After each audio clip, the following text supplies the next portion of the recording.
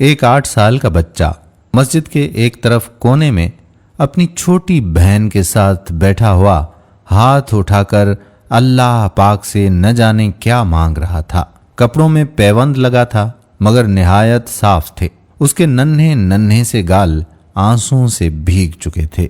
बहुत से लोग उसकी तरफ मुतवज्जा थे और वो बिल्कुल बेखबर अल्लाह पाक से बातों में लगा हुआ था। जैसे ही वो उठा, एक अजनबी ने बढ़कर उसका नन्हा सा हाथ पकड़ा और पूछा, बेटा अल्लाह पाक से क्या मांग रहे हो? उसने कहा, मेरे अब्बू मर गए हैं, उनके लिए जन्नत। मेरी अम्मी हर वक्त रोती रहती है, उसके लिए सब्र। मेरी बहन माँ से कपड़े मांगती है, इसके लिए रकम। अजनबी ने सवाल किया, क्या आप स्कूल जाते हो? बच्चे ने कहा, हाँ जाता हूँ।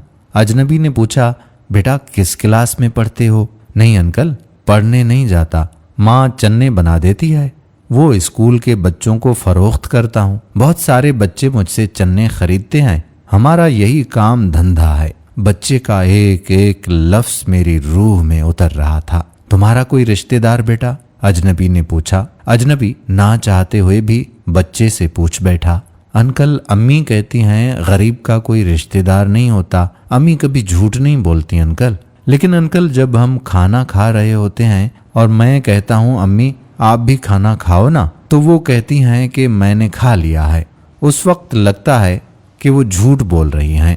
अजनबी कहने लगा, बेटा अगर आपको आपके घर का खर्चा मिल जाए तो आप पढ़ोगे? बच्चे ने कहा, नहीं अंकल, बिल्कुल नहीं, क्योंकि तालीम हासिल करने वाले गरीबों से नफरत करते हैं।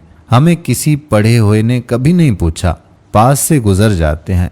अजनबी हैरान भी था और परेशान भी। फिर उसने कहा, हर रोज इसी मस्जिद में आता हूँ, कभी किसी ने नहीं पूछा। यहाँ तमाम आने वाले मेरे वालिद को जानते थे मगर हमें कोई नहीं जानता। बच्चा जोर जोर से रोने लगा। अंकल, जब बाप मर जाता है तो सब अजनबी बन जाते हैं। मेरे पास बच्चे के सवालों का कोई जवाब नहीं था। ऐसे कितने मासूम होंगे जो हसरतों से जख्मी हैं। बस एक कोशिश कीजिए और अपने इर्द गिर्द ऐसे ज़रूरतमंद यतीमों और बेसहारों को ढूंढिए और उनकी मदद कीजिए। मदरसों और मस्जिदों में सीमेंट या अनाज की बोरी देने से पहले अपने आसपास किसी गरीब को देख लें, शायद उसको आटे की बोरी ज़्यादा ज़रूरत में हो। आप किसी को तस्वीरें भेजते हैं और फ़नी आइकॉन भेजते हैं, उनकी जगह अगर आप हमारी ये वीडियो 1-2 ग्रुप्स में शेयर कर देंगे तो बड़ी मेहरबानी होगी। खुद में और मुआशरे में तब्दीली लाने की कोशिश आप भी जारी रखें। हमारा भी